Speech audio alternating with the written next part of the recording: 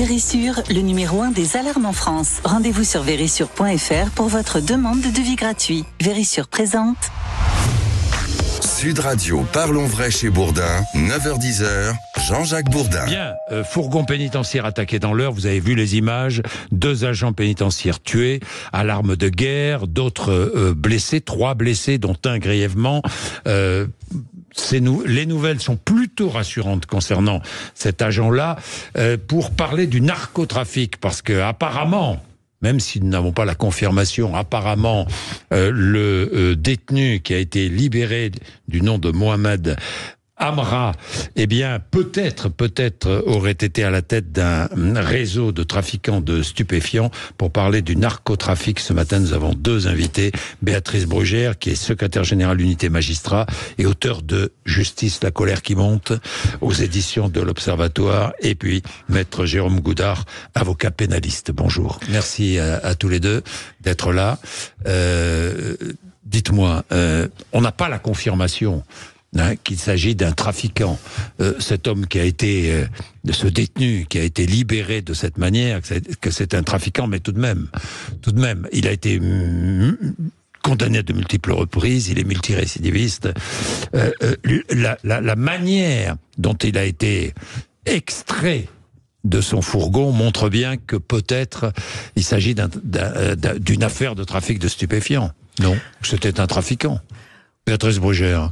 Bon, l'enquête le dira évidemment ou le confirmera. Ce qui est sûr, c'est qu'on est sur ce qu'on appelle nous le haut du spectre, c'est-à-dire de la criminalité organisée. Oui. Et c'est vrai que souvent la criminalité organisée, surtout quand on a ce profil-là, est souvent liée avec le trafic de stupéfiants. Moi, je connais pas, je sais simplement, et ce qu'a dit le procureur de la République, enfin la procureure de la République, Madame Becchio, qui laisse penser en effet qu'on a affaire à quelqu'un de particulièrement dangereux, puisqu'il était dans plusieurs affaires et qu'il avait d'autres affaires en cours, y compris sur Marseille, sur la GIRS de Marseille, qui est une juridiction interrégionale spécialisée. Mais est-ce que la manière d'opérer, maître Goudard, la manière d'opérer de ceux qui sont allés libérer ce détenu pourrait prouver qu'il s'agit bien d'un trafiquant de drogue qu'on voulait sortir de sa situation? Oui, ce qui est assez déconcertant, c'est que ce détenu, personne ne le connaissait. Personne ne le connaissait avant. La justice le connaissait, pardon. Mais ce que je veux dire, on nous parle aujourd'hui du grand banditisme, et vous avez raison. Je veux dire, les méthodes sont extrêmement, en tout cas semblent extrêmement élaborées. Mais ce qui est assez déconcertant, mais d'une violence absolue, sans hésitation aucune. Mais bien sûr, on voit bien que ce sont des personnes qui sont manifestement de grands professionnels. Néanmoins, ce monsieur, personne ne le connaissait. Il n'était pas fiché au grand banditisme, il n'était pas DPS, c'est-à-dire détenu particulièrement surveillé. Alors oui, effectivement, il est mis en examen dans un certain nombre de dossiers criminels, mais c'est vrai qu'aujourd'hui, hier, personne ne le connaissait, ce monsieur. Oui, alors, vous avez raison, pour le grand public, je suis pas sûre que pour les acteurs, personne ne le connaissait, puisqu'il était quand même plutôt bien connu de certains juges d'instruction. Mais en fait, c'est surtout que des profils comme ça, il y en a beaucoup. Bien sûr. C'est surtout ça, en fait, la question. C'est que, en détention, aujourd'hui, dans l'imaginaire, on met des personnes qui ont roulé trop vite, etc. Non, c'est pas vrai. En détention provisoire, aujourd'hui, on a des gens qui ont des profils de ce type-là extrêmement violents. Et vous avez raison de le dire, la manière dont il a été, évadé, montre, on se croirait avec les cartels mexicains. C'est-à-dire exactement, j'allais vous le dire. C'est-à-dire c'est en Colombie, au Mexique, on agit de la même manière. Tout à fait. C'est-à-dire que ce qui se passe en Colombie, au Mexique, serait aujourd'hui transféré. Oui, et votre question, elle est intéressante. En France. Parce qu'en fait, ça veut dire qu'aujourd'hui, on n'a pas pris la mesure de tous ces profils, parce qu'il y en a plein, qui sont des profils extrêmement dangereux, ou potentiellement extrêmement dangereux, puisqu'on le voit, et on a une difficulté qui n'est pas actuelle sur la sécurisation à la fois des détentions, des transfèrements et des procédures. Alors, moi, je rejoins parfaitement Madame Brugère sur le fait qu'il y a de plus en plus de profils comme ça. Mais ce qui est intéressant de noter, c'est que dans les prisons, vous mélangez tout et n'importe qui. Voilà. Des profils comme celui-ci, vous pouvez très bien avoir un petit jeune qui va se faire interpeller, placé en détention provisoire dans un dossier de stup de petite ampleur et qui peut se retrouver avec un profil comme celui de ce monsieur. Donc là encore, il y aura un vrai débat parce que ces profils-là, qui sont pas encore des profils particulièrement surveillés, mais des profils quand même assez sérieux, peuvent être mélangés avec d'autres. Mais on peut se poser la question du lien avec la croissance exponentielle du trafic de stupéfiants, quand même. Tout à fait. Alors deux choses, si vous permettez. D'abord, sur la manière dont on dit que certains sont DPS, c'est-à-dire des détenus particulièrement surveillés. Bon, je ne vais pas rentrer dans la technique, mais il faut savoir qu'aujourd'hui, c'est compliqué pour l'administration pénitentiaire, parfois, parce que toutes ces mesures sont, d'ailleurs, depuis un arrêt du Conseil d'État, susceptibles de recours. Il faut voir qu'aujourd'hui, toutes les décisions qui avant étaient des mesures d'ordre intérieur, parce que ça veut dire qu'en fait la pénitentiaire avait un peu la main sur la manière dont elle sécurisait ou dont elle hiérarchisait les détenus. Aujourd'hui, tout est susceptible de recours, donc cette capacité à dire un tel est DPS ou un tel ne l'est pas est extrêmement compliquée, y compris pareil pour les transfèrements. On va pouvoir peut-être en parler, mais si on fait venir un détenu et qu'on dit il faut tel niveau de sécurité, derrière, ça veut dire qu'on a besoin des forces de sécurité intérieures. Or, aujourd'hui, on n'a plus les moyens non plus de mobiliser. Ça, c'est un vrai sujet de moyens, pour le coup, des forces de sécurité intérieure. Du coup, parfois, on ne met pas au bon niveau ces personnes en termes de sécurité. Donc ça, c'est un sujet extrêmement important parce qu'aujourd'hui, malheureusement, on voit les résultats sur lesquels il va falloir réfléchir. Et sur les prisons, notre syndicat le dit depuis très longtemps, sur ces profils-là qu'il faut identifier de manière sérieuse et rigoureuse, il est impératif de ne plus les mélanger avec d'autres détenus. C'est pareil pour les radicalisés, d'ailleurs, au passage. Il faut construire des prisons adaptées avec des quartiers sécurisés. Et puis, pardon, on peut les entendre à distance. Alors je m'excuse. C'est un vrai débat, parce que vous savez. Non. Alors oui et non. Oui et non. Je vous dis ça parce que le point de vue de l'avocat, de l'avocat, parce que on passe nos vies dans les bureaux d'instruction et en audience. Le point de vue de l'avocat, c'est que c'est pas du tout la même chose lorsque vous jouez la libération d'un monsieur. Oui. Qui va comparaître à la maison d'arrêt de Beauvais. Qui va être dans son petit box. On va pas bien l'entendre. Ah, on vous entend pas bien, monsieur. Ah, mais moi non plus, je vous entends pas bien. On va lui poser des questions extrêmement importante sur le fond de son dossier. Il va être là à tendre l'oreille. Moi, la dernière fois, j'étais à la maison d'arrêt de Beauvais et on avait en même temps des tirs de mortier à la maison d'arrêt. C'est vrai qu'on n'est pas dans des conditions optimales pour pouvoir répondre à des questions, surtout que ces questions-là, les réponses que vous allez donner vont vous poursuivre des années, des années. Enfin là, en l'occurrence, c'était quand même un multirécidiviste, quelqu'un que la justice connaissait. Et que dans ce cas-là, on est plus proche de nos juges. Il faut les justiciables doivent être proches de leurs juges. La visioconférence, ça ne marche pas bien. Alors moi je dis oui et non. Oui parce que il y a des actes sur lesquels on vient juste pour signer. Il n'y a pas de raison de mettre en branle autant de moyens pour ce genre d'actes. Donc là il faut arrêter. Et oui parce que en effet ça peut faciliter la sécurité. Non parce qu'aujourd'hui on n'a pas les moyens. C'est ce que vous avez dit exactement, d'avoir des conditions. Mais c'est incroyable. En 2024 qu'on ne puisse pas faire des visios qui soient de bonne qualité. Et surtout, et c'est pas que ça, il faut avoir derrière des agents pénitentiaires qui soient là pour surveiller, et il faut sécuriser aussi les procès, c'est-à-dire que il faut que la visio et le PV ne se baladent pas non plus en détention. Donc en fait, ça veut dire derrière, ça semble un peu idiot ce que je dis et de bon sens, pouvoir sécuriser la visio. On n'est pas encore au rendez-vous. Pourquoi, je ne sais pas, mais vous avez raison. Il y a des endroits où on devrait faire plus de visio, pas toutes. Je suis d'accord avec vous. Il y a des interrogatoires où on a besoin, j'allais dire, d'une confrontation, et c'est important avec le juge, mais pas toutes, non. Je pense qu'on peut largement améliorer le système. Largement améliorer le système. Bon, il est 9h43, je vais quand même parler du narcotrafic. On va en parler parce que, dans le fond, c'est sans doute la question, le problème, évidemment. À tout de suite, 9h43, vous êtes sur Sud Radio. Vérissure, le numéro 1 des alarmes en France. Rendez-vous sur vérissure.fr pour votre demande de devis gratuit. Vérissure présente. Sud Radio, parlons vrai chez Bourdin, 9h-10h, Jean-Jacques Bourdin. Une France submergée par le narcotrafic, c'est le constat du rapport sénatorial qui a été publié. 6 mois d'investigation. Le trafic s'infiltre partout avec une violence exacerbée, un flot qui monte inexorablement. Écrivent les auteurs de ce rapport, il y a une emprise grandissante sur des quartiers, exposant leurs habitants à une vie quotidienne insoutenable, rythmée par les incivilités, l'insécurité, la dégradation des équipements collectifs, ponctuée de règlements de compte ultra-violents entre gangs rivaux qui débouchent parfois sur l'assassinat de victimes collatérales. Il y a une sorte de contre-société qui se met en place. Nous allons en parler, mais on parlera aussi, et on parle aussi dans le cadre du narcotrafic, de la corruption. Est-ce que la prison est l'endroit, le lieu le plus corrompu de France ? Écoutez, on en discutait il y a quelques secondes. Oui.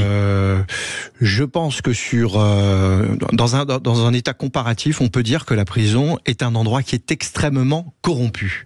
Voilà, extrêmement corrompu. Ça veut dire quoi ? Ça veut dire que tout le monde est corrompu. Non, tout s'achète. En fait, je veux dire, la corruption, c'est tout s'achète. Mais tout s'achète. Ça veut dire que même l'administration s'achète. Alors, j'en fais pas une généralité, mais vous avez pu avoir il y a quelques années de ça, il y a pas si longtemps, des affaires assez retentissantes. Je pense notamment au centre pénitentiaire de Fresnes. Oui. Je pense que vous êtes au fait, Madame Brugère. Oui, alors en fait, c'est toujours un sujet très délicat parce qu'il ne faut pas jeter l'opprobre sur toute une profession qui est quand même une profession très difficile. Mais d'ailleurs récemment, je crois qu'il y a eu des fouilles qui ont été demandées. De toute façon, on a trouvé un nombre incroyable de stupes, de téléphones, tout le monde le sait. En effet, on fait rentrer beaucoup trop de choses en détention, et comme certaines personnes ont beaucoup d'argent, puisqu'en fait le trafic continue en détention, je lisais que un détenu sur 5, je crois, fume du cannabis, tout continue, la vie continue en détention. Il y a un vrai sujet, parce que comme il y a beaucoup d'argent, évidemment, c'est une capacité pour corrompre des personnes qui parfois sont pas très bien rémunérées et qui sont dans des conditions de travail très difficiles. Donc oui, c'est un sujet majeur, et on parle d'une corruption à bas bruit. C'est pas obligatoirement des choses très importantes, mais c'est pointé de façon extrêmement intéressante par ce rapport, parce que c'est un non-dit. Parce que justement, c'est un sujet un peu délicat. Mais il y a pas que la détention. Comme la corruption dans les ports, des dockers, exactement. Comme la corruption dans de diverses administrations. Mais d'ailleurs, le rapport va plus loin. Il parle de toute la chaîne, en vrai. Toute la chaîne peut être corrompue, y compris mettre les avocats, y compris, je veux dire, les magistrats, dans ce cas-là, les préfets, tout le monde peut être corrompu en vrai. Il y a quand même des endroits qui sont plus propices à la corruption. La prison, quel est le problème ? C'est un manque exponentiel de moyens. Exponentiel. À partir du moment où vous avez un manque de moyens, comme c'est le cas pour la prison, vous achetez la paix sociale. Et il faut arrêter de se voiler la face. Je ne sais pas si ça intéresse le grand public, mais la vérité, elle est là. On achète la paix sociale avec le cannabis, on achète la paix sociale avec les téléphones portables, et ça s'arrête là, parce que sinon c'est l'insurrection. Et vous parlez avec beaucoup de professionnels pénitentiaires, et ils vous répondront exactement la même chose. On le vit au quotidien, nous, la prison, partout en France. Et c'est malheureusement comme ça que ça se passe de plus en plus. Bien. Le narcotrafic. Oui. Pardon. Oui, allez, qu'est-ce que vous voulez dire, oui, le narcotrafic, ce rapport est extraordinaire. Je trouve d'abord... de vérité. Non, mais il est extrêmement intéressant, ce rapport, par sa rigueur intellectuelle, par ses propositions, parce qu'il ne se contente pas de faire une photographie d'un état des lieux dont on a besoin, bien sûr, mais il va très loin, et surtout, il a une vision globale de la problématique. Souvent, on a des rapports qui sont juste sur un petit morceau, si vous voulez, du problème. Là, il balaye tout le trafic, j'allais dire depuis l'importation jusqu'à la condamnation et post-condamnation. Donc ça, c'est très intéressant, et surtout il fait des préconisations à effet immédiat. On voit que tous les ministères sont concernés, ministère des Affaires étrangères, coopération internationale, ministère de l'Intérieur sur tous les aspects de sécurisation, ministère de la Justice sur les process, les procédures, l'application du droit, l'application de la peine, etc. Donc ce rapport, il est formidable, et je regrette même que ce ne soit pas les ministères qui les produisent. Que ça soit le Sénat qui les fait. Et il faut s'en inspirer. C'est une feuille de route pour justement pouvoir peut-être renverser aujourd'hui une situation qui est quand même très problématique. Alors, les sénateurs alertent sur le risque très élevé de corruption d'agents publics. et privés, on vient d'en parler, d'intermédiaires indispensables à la conduite du trafic. Parce que on parle beaucoup des consommateurs, mais parlons des trafiquants. Ces trafiquants qui sont souvent à l'étranger, qui vivent souvent à l'étranger, sans être inquiétés. Toutes ces têtes de réseau du narcotrafic, particulièrement aux Émirats Arabes Unis, par exemple, considérés comme un havre de paix, sans être inquiétés. Aucunement.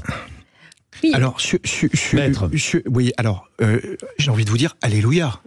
Alléluia, parce que on nous parle de submersion depuis hier. Oui. Je veux dire, les professionnels, on est quand même au fait depuis bon nombre d'années que ça se passe comme ça. On a l'impression qu'on débarque et qu'on découvre. Bon, c'est évidemment pas le cas. Ce travail de la commission et je pense en partie très bien. Très bien parce que ça met le doigt sur des choses essentielles. On s'interrogeait de savoir est-ce qu'il faut taxer les consommateurs, etc. La vérité, c'est quoi ? La vérité, c'est que le spectre, comme vous dites, c'est l'international. Et ce qui est formidable dans ce rapport, c'est que pour la première fois, on met le doigt sur les coopérations judiciaires en Europe, les coopérations judiciaires avec d'autres pays à l'étranger. C'est très bien. Et dans les dom-toms. Et dans les bien sûr. Et dans le problème de ce rapport, à mon sens, c'est que il va faire une généralité et il criminalise quelque part le trafic de stupes comme on le fait à peu près avec le terrorisme. Il criminalise le trafic de stupes et par la même occasion, il réduit considérablement les droits de la défense. J'ai envie de vous dire, à quoi servent les avocats après qu'on ait lu ce rapport ? Non mais d'accord, mais enfin... Le rapport établit une vérité. Oui. Alors, attendez, la réalité. Oui, vous ne la contestez pas. Non, la réalité, je la conteste pas. Bon. Je dis simplement que les moyens, ils sont essentiels. En revanche, réduire les droits de la défense, ça me semble, en l'état, extrêmement dangereux. Oui, alors, j'ai pas tout à fait la même lecture, mais j'entends la critique. Moi, je trouve qu'il met le doigt sur en fait tout ce qui paralyse la procédure et tout ce qui désarme souvent la procédure ou l'affaiblit. Donc après, ce rapport, pour moi, ça va être la possibilité d'avoir un débat intelligent, puisque le constat est posé, les propositions, elles sont intéressantes, il va falloir les débattre et voir comment on peut les mettre en œuvre. Donc chacun, évidemment, avec sa vision des choses. Mais on a quand même des difficultés procédurales aujourd'hui qui sont extrêmes. C'est-à-dire qu'aujourd'hui, le système des nullités, le système, si vous voulez, des demandes excessives, de l'abus de droit, la possibilité de ne pas pouvoir sécuriser des procédures où on a des narcotrafiquants extrêmement dangereux pose des difficultés. Alors il faut les résoudre ces problèmes-là. Par exemple, la Commission propose l'allongement de la durée possible de la détention provisoire dans les affaires liées aux stupéfiants de 2 ans à 4 ans. Oui. Par exemple. Mais parce qu'on n'a pas de moyens. On n'a pas de moyens. On va vous dire, parce qu'on n'a pas de moyens, on va prendre quelqu'un qui potentiellement peut être relaxé dans un dossier de trafic de stupes ou qui peut bénéficier d'un non-lieu, mais il va passer 4 ans en prison. Je veux dire, on marche sur la tête. Alors, la réalité, vous avez raison en partie, c'est qu'aujourd'hui, la durée moyenne d'une procédure à l'instruction est de 4,9 mois, à peu près, on va dire. Donc, c'est fou, c'est très très long. Pardon, excusez-moi. Je me disais, année. Ouais, c'est une révolution. On est presque à 5 ans. La durée, donc c'est énorme. Non, 49 mois, je vais y arriver. Donc en fait, c'est beaucoup trop long. Et vous avez raison. On voit que pour ces procédures qui sont à l'instruction, en grande partie, en fait, la durée de la détention provisoire est trop courte. Mais c'est une question de moyens, mais c'est aussi une question de procédure. C'est-à-dire qu'à l'instruction, les procédures sont parfois trop longues. Oui. Alors, et le rapport dit aussi que l'administration carcérale, l'administration pénitentiaire ne joue pas son rôle de mise à l'écart des trafiquants. Parce que l'administration pénitentiaire est insuffisamment informée. Informée de la dangerosité, c'est peut-être aussi l'une des raisons pour lesquelles ce trafiquant, je ne sais pas s'il l'est, on verra bien, l'enquête le dira, mais cet homme a été transféré sans grande sécurité. Oui. Parce que ces fourgons n'étaient pas blindés, les agents pénitentiaires sont peu armés, mal armés. Enfin bon, on ne s'attendait pas évidemment à ce qui s'est passé. Alors il y a eu une révolution dans les pénitentiaires, c'est quand même la création du renseignement pénitentiaire, sur lequel Christiane Taubira était d'ailleurs totalement opposé, et qu'on doit en partie à Jean-Jacques Urvoas. Oui. Ce renseignement pénitentiaire, on voit très bien qu'il est essentiel, justement, pour avoir la bonne information. Mais la question aujourd'hui, c'est le partage de l'information. C'est-à-dire que l'information, parfois, elle existe, mais elle n'est pas partagée au bon endroit. Donc oui, il faut continuer à augmenter la capacité du renseignement en général et du renseignement pénitentiaire en particulier. Bien, merci à tous les deux. Je suis obligé d'interrompre ce débat parce que le temps passe, c'est formidable. Ça va vite, ça prouve que c'est bien et que ça nous passionne. Il est 9h56. Merci d'être avec nous dans un instant. Sud Radio Média avec Christine Bouillot et Gilles Gansman. Invité le réalisateur Serge Bonafous. Sud Radio, parlons vrai chez Bourdin, 9h-10h, Jean-Jacques Bourdin. Avec Vérissure, le numéro 1 des alarmes en France. Rendez-vous sur vérissure.fr pour votre demande de devis gratuit.